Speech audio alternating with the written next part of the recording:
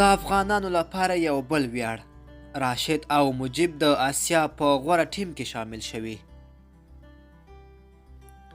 ټاکل شوې د آسیا په سطحه 11 کسیزه لوبډله په مارچ میاشت کې 22 ورځې لوبې د نړیوال 11 کسیزې لوبډلې په وړاندې په بنګلادیش کې ترسره کړي. دا 22 ورځې لوبې د راتلونکي مارچ میاشتې په 21 او 22 د بنګلادیش هیواد په ډهاکې ښار کې ترسره کیږي.